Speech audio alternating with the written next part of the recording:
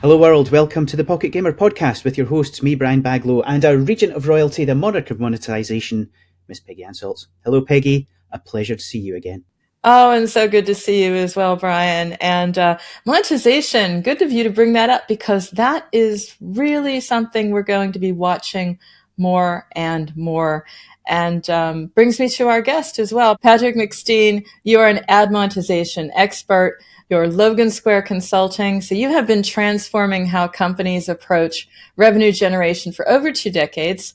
I saw you at an event. I said, yes, bring you here because you know your stuff. You've helped more than 50 games and 30 apps reach their full potential through innovative ad strategies, monetization strategies. So I thought, this is it. We're ready. We're going to have a deep dive and welcome you, Patrick. Great to have you. Thanks. Great to be here. Just something there because I was thinking, let's talk about the name of the company because we were chatting about that offline. Logan Square Consulting. I thought Logan's Run, but it's not. What is Logan Square, Patrick? Logan Square is a super hipster, gentrifying, used to be a blue-collar Hispanic neighborhood, and I happened to live there for, 10 or 12 years when I was in Chicago. I think at one point it was one of the top 5 coolest zip codes in some magazine. I assure you I was an outlier in those zip codes. But you got to name it something. So my one-man consultancy is Logan Square. It does sound like a reboot of the 70s classic starring Jenny Agutter. But yeah, for anyone who's going to Google that, the movie, not the TV show. I had managed to somehow obscure and forget the fact that they had turned it into a TV show. So yes, yeah, that was a defense Patrick. Mechanism, I'm sure. It really was. Lovely to meet you, Patrick. Thank you for joining us today. So Patrick, one of the things that really stands out for me in your work is your mantra, rate of learning is everything. It's a really powerful idea, and in today's rapidly evolving mobile space, it's more relevant than ever. Can you tell us how your mantra has shaped your approach and why it's so important when it comes to ad monetization? It's kind of a fundamental tenet of innovation thinking. And I really started embracing this in my first job dealing with ad tech, which happened to be in an innovation lab where all my coworkers had like these super powerful MBAs from the most prestigious innovation departments of the most prestigious US MBA programs.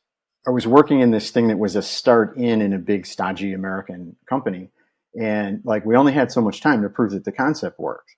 And every startup only has so much time before they need metrics that are good enough to go get more money or they run out of money. Right? So like no fooling. Pace of learning is everything. And, fail fast, learn, rapid iteration, like all that stuff. You just have to go do it. And in an increasingly competitive world for people's attention, more and more studios all the time, user acquisition is more expensive and more complex for reasons on other podcasts, right? Google changes their algos all the time so they can make some more money. Sorry, Google, but we know you do that. There's a million reasons, but it's just super important to go as fast as you can. So it's important to go as fast as you can, but I just want to follow up on what you said, Brian. It's like the why now. And is it the why now with ad monetization because there's a learning curve or a gap here? Because the pioneers of UA are in gaming. That's why it's so exciting to interview UA managers here on the show. But there is that feeling that ad monetization might be the ugly duckling here, or the truly blue ocean that we haven't been trying. Well, I would say yes, and this is like one of the big pushbacks that I always hear. The simple fact of the matter is that game people, in my experience, are just kind of fundamentally different personalities than app people. So app people tend to be business thinkers, and they come up with this idea, and they work really hard to like tweak the user experience. and remove all the friction in onboarding and just really, really work incrementally for little gains to get where they want to go. And game folks are not fundamentally business thinkers. They're fundamentally creative people, right? And it's been dozens of times when I talk to a CEO and say, hey, you're making good money from 5% of your users. Why don't I help you guys make good money from the 95% that aren't going to do in-app purchases? The producers and game builders are typically like, no, I want to work on my feature. Now, those folks are usually very smart to get that job and have a pretty good track record of success. And maybe their features are hitting 1 out of 4, right? And that's a pretty good track rate for bigger risk, bigger builds, bigger things in a sizable game. But they just want to do that work because that's how they're wired. That's who they are. So most of the objections around let's not do ads are basically this bias of I want to do the work I want to do, right? There's just a lot of that.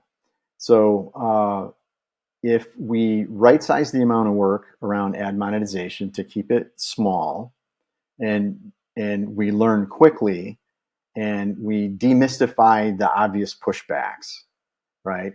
What I would call from a sales perspective, false objections, not the real reason you don't want to do it, just the stuff you say to get out of the conversation with the person at your door or whatever.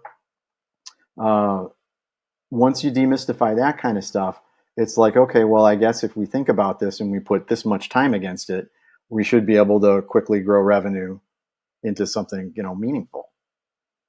In that sense, I'm sure AdMon especially is the ugly duckling because people just don't want to do it. It's absolutely hitting the nail on the head, Patrick. You really are. And it's one of these things that I've run across from, really new, really young indie small studios, micro studios, all the way up to some of the big guys who you would imagine know better. But even, especially in a small studio scenario where you've got the key roles, programmers, art, animation, maybe a producer, and you go in and ask them, whose job is it to decide how this game makes money? And you get into this Mexican standoff where they'll look at the next person and the next person looks back at the first person. And we get this go around. And for me, it misses the fundamental point, which is how your game makes money is now part of your design process. You can choose how your game makes money. You never, ever have to ask your player to put their hand in their pocket. And you can, as you say, target the 95% of people.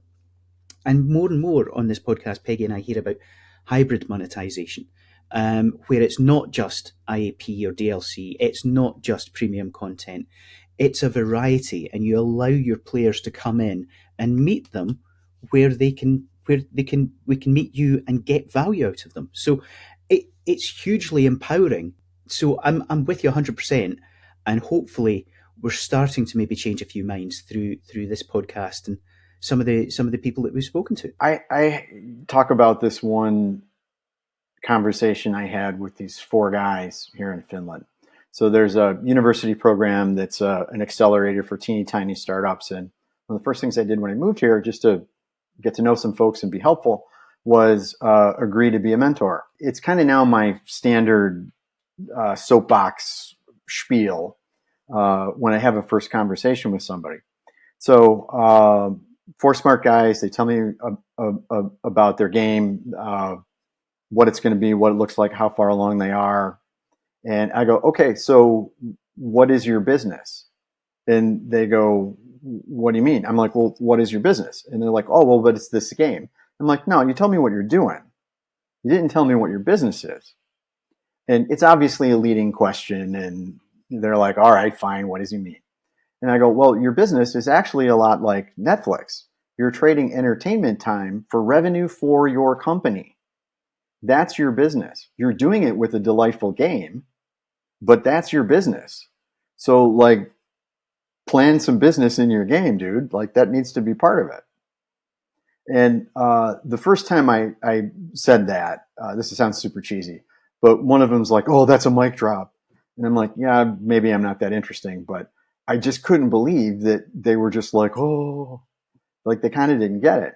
Now, these are young guys who are technically really sharp, and they're barely in their mid-20s, and they had a good idea, and they just wanted to go build stuff. And lots of gaming people are just like these four dudes. What's frustrating for me is 3 or 4 startups later, guys in their 40s, no, we know what we're doing. This is how we're going to do it. And they're all relying on having their one game magically be so much better than everybody else's to be really successful. And I'm like, you can get real far by grinding. There's a thing I'm writing that is probably going to be called Unicorns, Camels, and Hogs. Okay. Everyone wants to be a unicorn, right? Like the startup that just goes forever. Now, Right. Camels in this context have been described to me as don't need a lot of food, don't need a lot of water, can do an awful lot of work, and live for a really long time. That sounds like a pretty good business to be in. If you can't be a unicorn, make sure you're a camel. And then hogs, there's this other metaphor. Pigs might get fat, but hogs always get slaughtered, right? Like hogs don't last. Okay. Like they take a lot of resources in, and then it's over, right? The idea is just to force people to think about making money along the way, because if you're relying on your game is so much better and so much cooler than everybody else's, when there's just not that many things that are truly new and unique that are coming out, then you better be really good at the basics. You better have a user experience that's maybe not super different than everybody else, but you really paid attention to the details and it monetizes well. And if that's how you're going to compete, ads need to be a part of that, because that can be half your revenue easily. We need this carved in stone, Peggy. Exactly. I love it. Written in neon and lights. It's so true. We have such disdain as an industry for the business side of things, and despite the fact that in that huge 200 billion global games market, mobile now accounts for well over half of it. And you're absolutely right. This is something that far too few studios are excited about, and I think we can absolutely get on board with the unicorns, camels, and hogs metaphor. I thought the hog metaphor was going to be what comes out the other end, rather than what comes. Well, we could taken in. we could go brown proverbially if we needed to. I'm not above these things. I can assure you. We need to workshop the metaphor a little bit more. But yeah, I think there's a book there. There's definitely a book there is. Yeah, there it's a title anyway. I love it. But then the question for me comes in: each of those, unicorn and camel and the hog, where does the admon fit in there? Is there still admon in that, and how they work with admon? Is that influencing the outcome? So a unicorn is an idea that's so new and so amazing. It's Words with Friends before anything else showed up. It's Angry Birds before anybody else got there. It doesn't need much because the idea is just so amazing. Now, game folks have unbelievable resilience and confidence and unbreakable like hope and naivete, even that like their idea is that cool that they're just going to make a bunch of money because the idea is so great. And while I don't want to dampen that enthusiasm, as my dad used to say to me long ago, you can usually judge your success in life by how effective your plan B is. If plan A is being a unicorn, plan B needs to be a camel in this context. And camels absolutely make a metric shit ton of money on ads because they figure out how to do it and they don't leave that opportunity untapped. Hogs perhaps don't. They just eat up a lot of resources and spin around trying to do stuff that doesn't quite ever hit, and then they run out of money and they get eaten. Exactly that. They get eaten. I like that in your metaphor. That's exactly what happens. Bacon tastes good. Yeah. Oh, yes. Okay, so this isn't just a book. This is a picture book. You've got something here, Patrick. This could be like a little fun cartoon. I can't not think or speak in metaphor, so I'm just stuck with this kind of a brain. I don't know what to do. Fear and loathing in the games industry. It's a beautiful thing. Got the reference. Good man.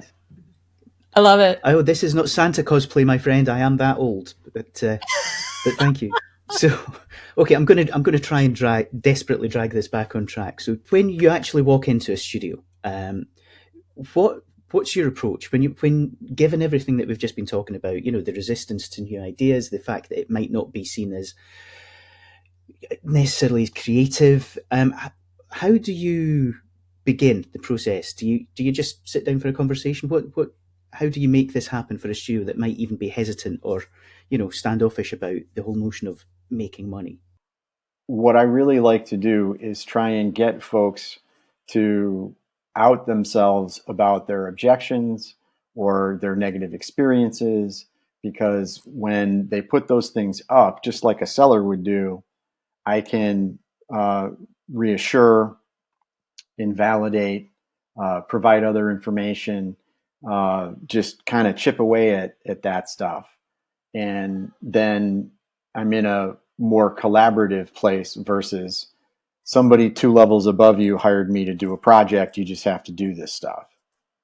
Because generally those guys, like, they have their own agendas, they have their own features they want to build, or just other stuff that's on their roadmap. Like, I need dev time. I need, I need to give you stuff from my roadmap. I got to get this crap done for you in how many cycles?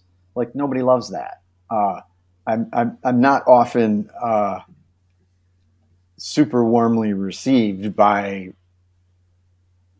product owners in that way. But if somebody says we tried it and it didn't work, that's kind of one of my favorites, because I go, okay, well, what did you do and how do you do it?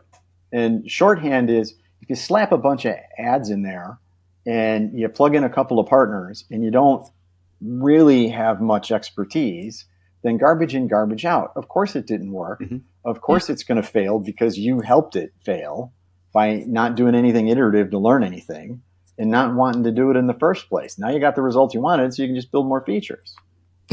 So, like, that's a thing that happens. So folks saying that, that's great, because, like, you can tear that one down in a heartbeat. One of the other ones that's much more difficult to get people to, like, actually really believe is it's going to cannibalize my IAP. Yeah.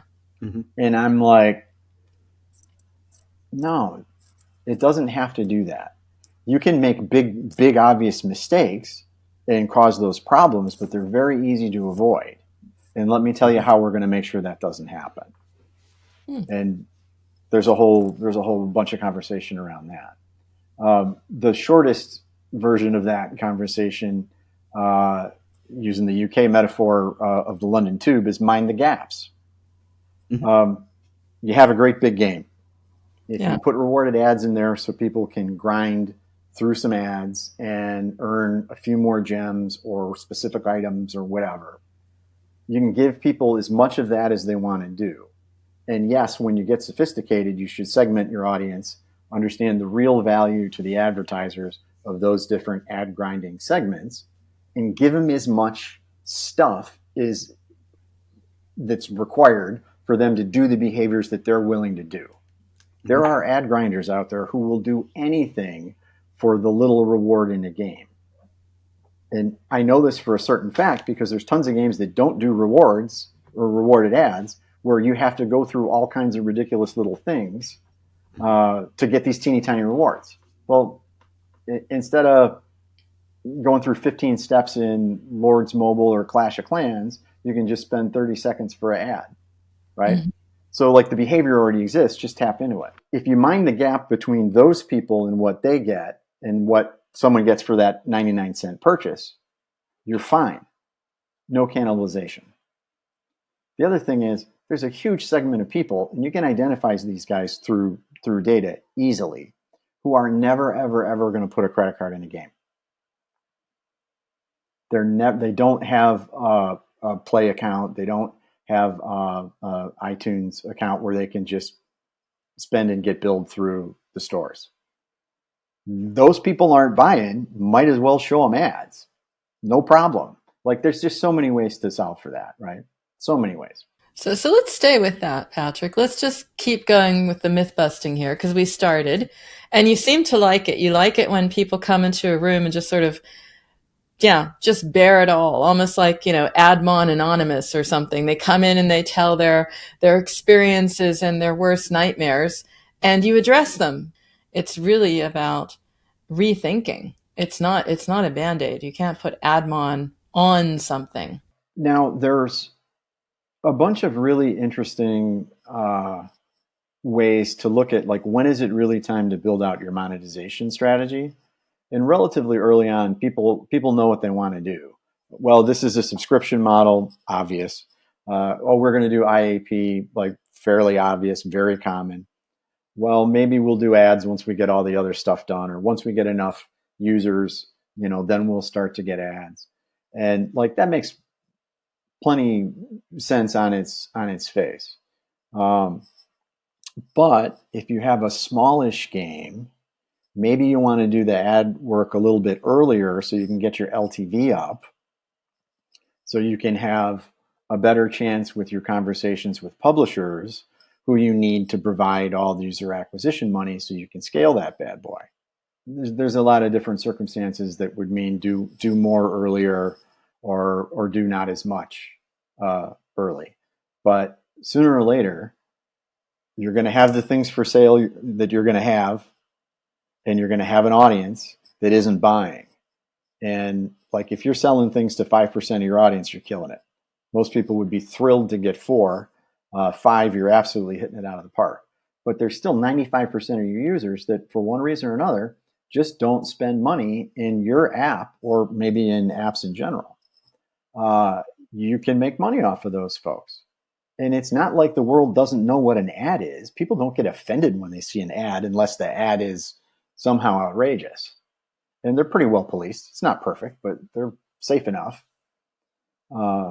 Ford's not going to put an ad out there that makes Ford look bad or freaks out your users. But they will pay an awful lot of money if they think your users might be interested in buying a car sometime soon. So like there's real money to be made. Let me build on that for a second. Mm-hmm. Let's make the ad experience completely voluntary. Mm-hmm.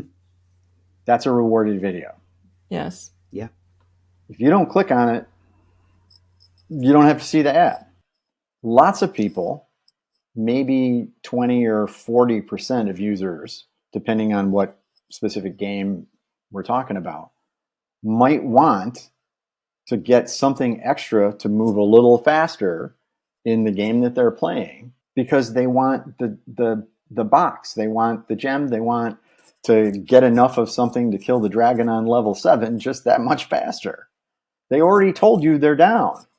So at a $10 CPM, you're basically talking about a penny per completed ad. So if you've got 100,000 users and 30,000 of them will look at 3 or 4 of those a day, like that's real money. Folks who do rewarded video, this is maybe like a little bit of like a pro tip or a hack, will typically do something that looks like a film strip with like the triangle on it. So like press this button. Now, what I typically advise folks to do who have those in their game is to draw attention to it, because it's just background on a home screen, right? Mm-hmm. So put the exclamation point there when you know a rewarded video is ready. So there's some technical stuff you can do, super easy, to know that there's a video ready to go. Well, when that video is ready to go, make it pulse 3 times. Mm-hmm. Yeah. We're mammals. When things move around, we notice them. Like that's hardwired in human behavior. You don't need to make a buzzer go off or a loud, annoying noise, but maybe like a little something like this for a second. And then if you're really worried about, does that piss people off? Put a pop-up box up and say, do you want to turn off these notifications for 3 days? Take it off. Like there's all kinds of stuff you can do. It's just a matter of thinking about it. One of the things I'm really curious about, Patrick, is where do you see developers going wrong most commonly? Is it we've talked about avoiding it, we've talked about implementing it poorly, but outside the sort of the resistance against ad monetization, what are the most common mistakes? Where do you see studio after studio falling into the same pitfall? It's more lack of focus than anything else.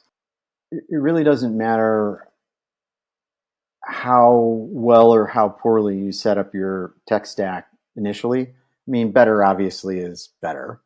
But if you just ignore it, then like you get a little bit of money, but not much. I mean, if you want that garden to grow, you got to pull some weeds out and you got to water it. You got to put a little something in it to get a return. I think you don't have to put a whole lot into it. I guess we should talk about this perhaps another time, like what a low touch, easily maintained tech stack looks like that gives you lots of options. Like it's not that hard to figure that out. There's a couple of basic choices about who your ad server is going to be. There's very clear indications about do you need to put more partners in. There's basic housekeeping about how you put SDKs in and how you maintain those. And like there's a certain amount of tech debt that comes with that. It's not much, particularly if you are thoughtful about how you do it or you get a cheat sheet from a guy like me.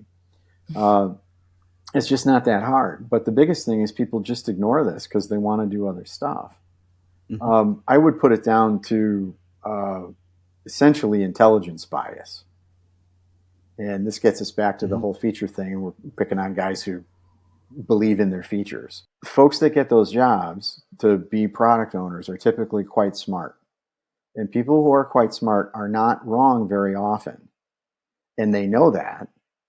And that means they have extra and unwarranted confidence in all of their decisions, oftentimes in areas where they don't have any expertise at all. And the smarter you are, the more risk you are of this particular bias. It's insidious. And in this space, just talking about product owners, they're always going to have confidence in their own ideas, and they're always going to want to work on their own ideas, and they're going to be transformative or the best way to meet the next KPI that they have, right?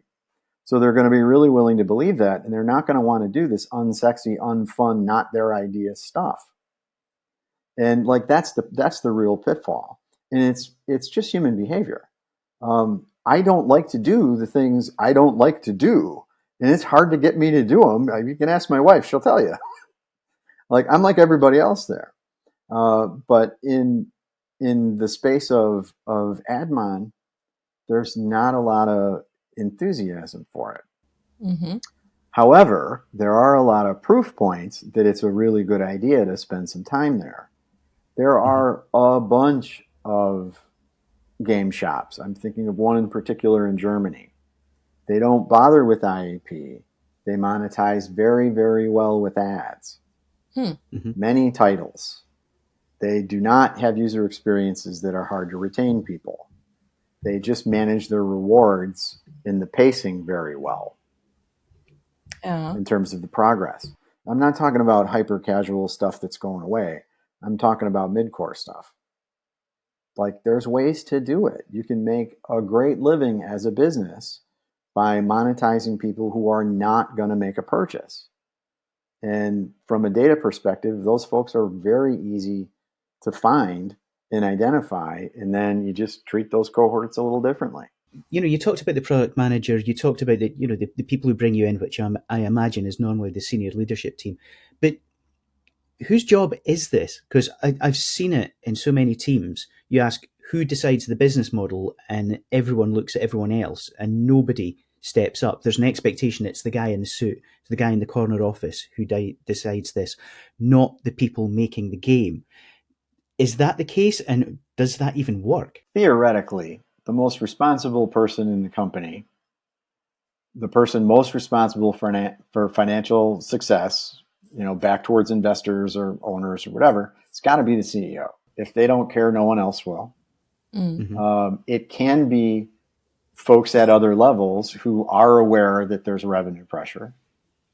I mean, if you think about it, everybody seems now to understand the concept of LTV and how retention plays into that. Like the longer they retain, the more opportunities to get the V higher, the value higher, right? And that cost of acquisition is what it is. And you're either positive or negative as a business overall, and then on each of your acquisition campaigns, right? Everybody kind of gets that. Well, one of the easiest ways to improve LTV for players that are going to be retained but not buy is to make them contribute to the game's economic success. Get them to do something that pays you. Yeah. Watch an ad, get a penny from them. Now, if you can get 20 or 25 cents from a user before they churn who never purchases, that goes a long way in your overall LTV math and can be the difference very easily between is this game scalable or not? Will a publisher take us on and stair step drop $1 million to help us get to 400,000 and kick ass through all of the algos in ASO and like really get big enough to be promoted high enough to get a huge viral lift and like really be a big game. But that publisher isn't going to open up the wallet to do that if your basic math isn't there. So like, how can you afford to ignore that? And my whole argument is, of course, you can't. Or maybe you're going to be that pig that we talked about earlier. Get slaughtered. A lot of them are getting slaughtered. I think that's why it's so important to listen to hear, really understanding the potential of the non-spending audience. I mean, you talk a lot about rewards. Where's the creativity in that? The way the whole ecosystem works, it was built by the advertisers. So they decide if they want to offer an ad to you as a user in whatever app or game, right? And they decide what it's worth. So all you have to do is find a place. All Brian has to do in his app that you use, Peggy, is decide like where an okay place to provide that opportunity is. Like that's it. And then he's got to set up a tech stack that makes some people compete for that spot, that chance to have an ad go to you. And like, that's it. And with something like rewarded video, it's completely optional. So the creativity is calling attention to it in the user experience. Doesn't take much. Just do a little something like make it pulse, make it flash, make the little logo bounce 3 times and stop. Just a little bit of motion, like one hack, some sort of motion. That's it. And then the people that want to do it will do it. And the people that don't want to do it won't. You will have offended or irritated no one. No friction. Retention doesn't suffer. Like that's all fear-based myth and false objection to me. But then all of a sudden, Brian's getting paid a penny a go every time somebody decides to do that for the rewards. The only thing the game designer really has to think through is how much advantage is provided to those grinders. Now, things that people forget are along the lines of you don't have to treat every player equally.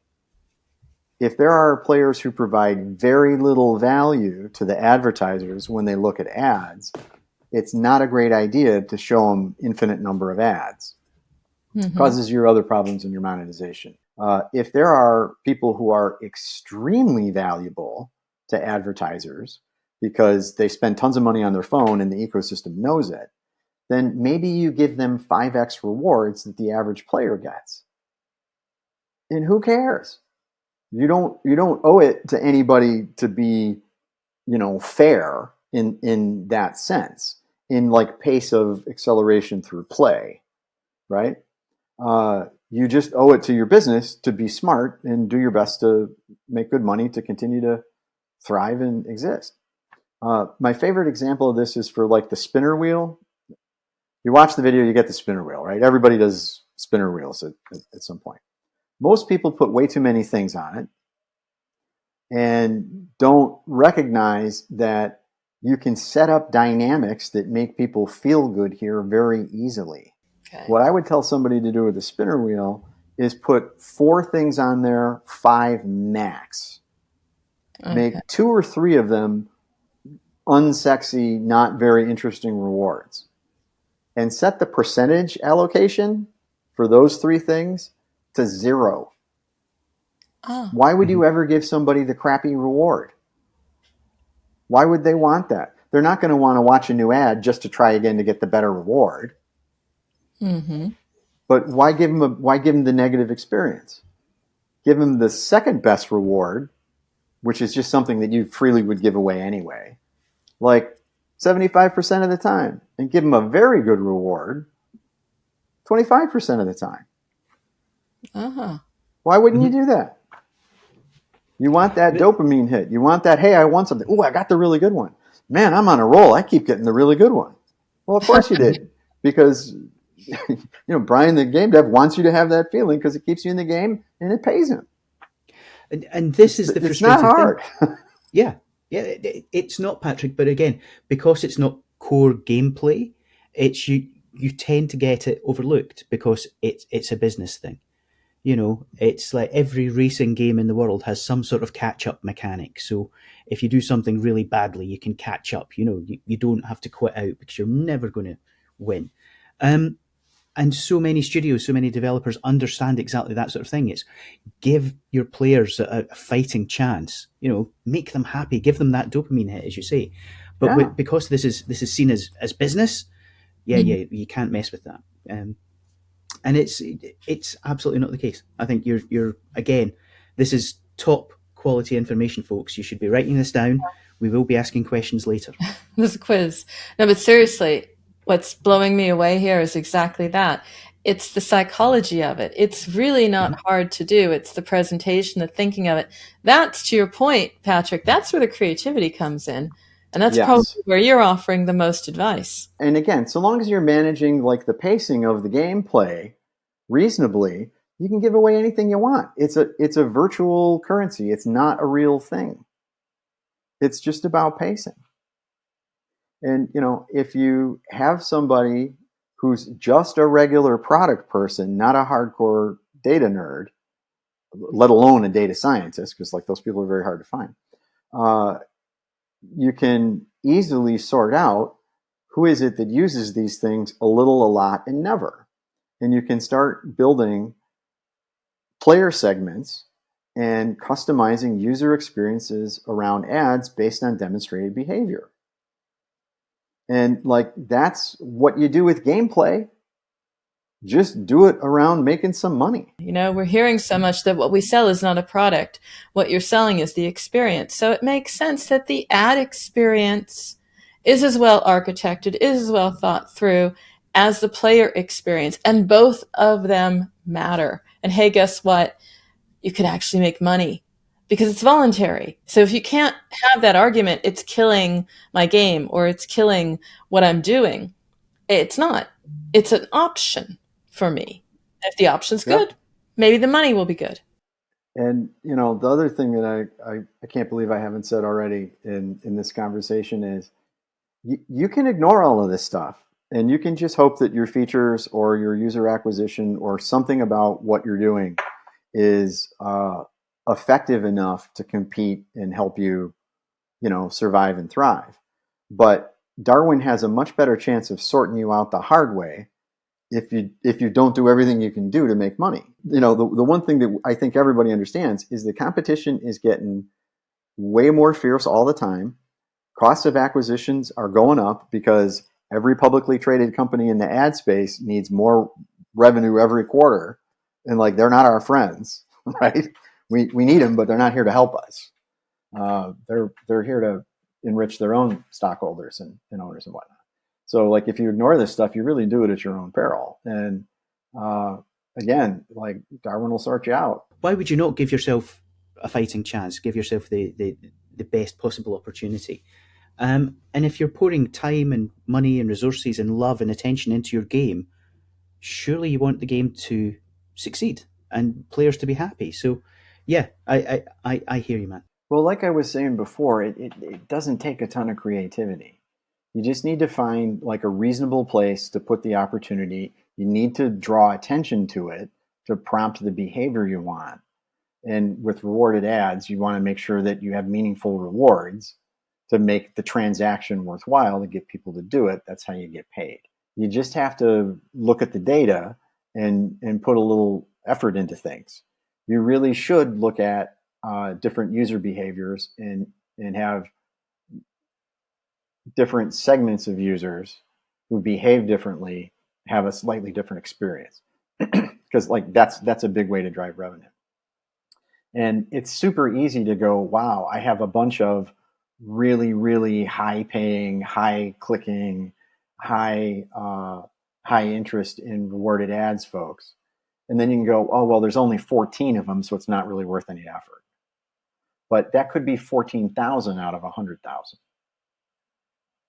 And if it is, then you should know what to do. Like just basic arithmetic kind of gets you through what you need to know there. And as bland as this is going to sound, every one of the ad providing SDK ad serving companies out there, they have a bunch of best practices. Just read that stuff. Just start with that, and like they'll tell you how, one, not to violate the rules, and two, like where a pretty good place to put stuff is, and then make sure it's noticeable. The real creativity to me is in thinking through how to incentivize people to do these things that drive your revenue. It's not just what item for 99 cents. What is the price point for 99 cents? I mean, most IAP, I do a lot of work with IAP as well. They don't even segment stuff based on like countries and currencies very well, right? So like if someone's making a bunch of money on IAP and they're doing 99 cents in a place like the Philippines or Indonesia, in the US, that's an impulse buy for people to spend freely. That's not an impulse buy. That's a $49.99 purchase if you're a player in some tier 3 markets, right? So like you just gotta grind through the data and like put the effort in. It's been really enlightening just knowing a few of the little shortcuts and tips and tricks, because guess what, Brian? It's not rocket science, and it's so relevant now. It absolutely is. It absolutely is. And can I share one little anecdote? There's a game that made me think about this. Totally different. Little game called Rodeo Stampede. I don't know if you played it. It's a distance game, and you're a cowboy and you jump from the back to back of different animals and try and get as far as you can. And the very first time I played it, you die if you crash into something, and then it came up and said add to continue. And so I watched the ad, and the beautiful thing was the game immediately continued, and it was only when I died the second time that I watched the ad before it gave me all of the bonuses and all of the coins and everything. And I was genuinely blown away. I went, oh my God, of course. Why would you not do that? So the ad did not get in the way of the gameplay. They waited until the end. And for me, that was the switch. And I suddenly went, I need to start thinking as a developer, as a designer, I can be making decisions about this that absolutely impact not just the levels, the gameplay, the mechanic, the player experience, and how I make money. So I've used that and shouted about it for years now, and it's still just the simplest little thing that made such a big difference to the game overall. That is a fantastic idea that I have never heard of. That's just absolutely brilliant. If just dialing back to other parts of our conversation, if somebody went, oh, everybody's going to see that and they're just going to leave. Well, there's part of the now dying, defunct, whatever, hyper casual market did things like that, right? They just ran banners underneath and provided zero value to advertisers, which is eventually why all that stuff died, because the advertisers just weren't going to have it anymore. I'm amazed it lasted as long as it did. But for something like that, you get a couple of lives, okay, you watch an ad, then you get all your bonuses and your upgrades. Gives you a little more time to get hooked. That's very thoughtful. That's smart. Patrick, we could go on all day. There's so much more, but we're just going to have to settle for inviting you back for another session, and we can drill down into Waterfall and some of the sort of the real nitty-gritty and get their hands dirty. But before we let you go, there are two questions that we ask all of our guests, just to bring it right back and land it in games. First is, what's the game that you're playing right now? What's in your pocket? What is on your screen that's obsessing you right now? And the second one, because there are no small questions here, favourite game of all time? You really want me to say this out loud, don't you? Yeah, oh, yeah. Kinda. So it can be guilty pleasure. Okay. There are no wrong answers. I have an ancient Windows 95 HP laptop that I just pulled out of a bin. quite a while ago, from long ago, right? I have my old ThinkPad right here. Yeah, so I have some CD-ROM games. There you go. And the one I pulled out is called Panzer Blitz. It is this unbelievably deep historical thing that has every bit of mechanical equipment ever used in World War II, including, by lesser-known combatants like the Italians. And it's hex-based and it's turn-based, so you got to move everything, hit the button, let it grind for about 20 minutes, and see what gets wiped out and what doesn't. And I remember it well. That's good for an hour and a half while I'm not really paying attention to what's on Netflix. There you go. I just pulled that out of the box a little while ago, and it's like deep old school geekery, man. That is deeply geeky, my friend. Yes. Yeah. And how about, is that the one right now? What about favorite of all time? That's the one I'm kind of playing. Okay. Favorite of all time is really, really tough. As a kid, before video games became part of my life, my family's always been like a card playing family. Okay. So I think my absolute favorite has got to be as simple and silly as Hearts. All right. Because I just love dropping points and dumping on the other guys. I just like nailing people. I just like going, here you go. Oh, any game petty, which is and it's small and it's harmless. It's an easy way to do it without actually causing trouble. And it is, in fact, the point of that game. So I guess I'd have to say Hearts, just like conceptually. A bunch of other ones I like, and I still play from time to time. But any physical game that has mechanics which is designed to essentially trigger family warfare has to be a good thing. So, we can. I think we can all get on board with that. 2 games with warfare. Yes. I have to say, Patrick, this was a delight. I'd heard you speak, and I thought, let's see what we'll do on a podcast. And now I got to say, we're hooked. You're coming back. Would love to. Thank you. That's very kind. We had the beginner course. Now we understand there are no objections. Now we can have the intermediate. We can go for broke here. This is great. Yeah, happy to talk about how to set up a low touch, easy tech stack and get into whatever level of detail about like why you want to do it one way or versus another, depending on your level of sophistication, your scale, that kind of stuff. That'd be an easy next conversation I'd love to have. I'm for Excellent. We shall make it happen. Indeed. Wonderful. Thank you both. This has been wonderful for me as well. This show is all about how to do your job better, how to make an amazing game, how to market it, and you have a say. So if you have a story or know someone we need to shine a light on, then we would love to hear from you. We want to hear from you. We want to reflect the reality of the mobile games market in all its wonderful complexity and strangeness.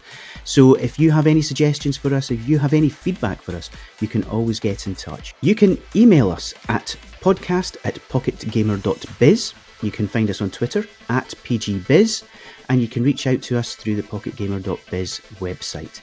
If you're interested in listening to all of our podcasts, you can find them at pocketgamer.biz/podcast, and we would love to hear your thoughts on future shows. And we've got you covered on all the major platforms, so subscribe to the audio podcast, as Brian said. Look for us on YouTube. If you want to read it, hey, you can do that too, because we have a companion post for you as well on the pocketgamer.biz website. Tune in again for the next edition of the pocketgamer.biz podcast, and we look forward to speaking to you in the near future. Until then, I'm Brian Baglow. I'm Peggy Salz, and that's a wrap until next week.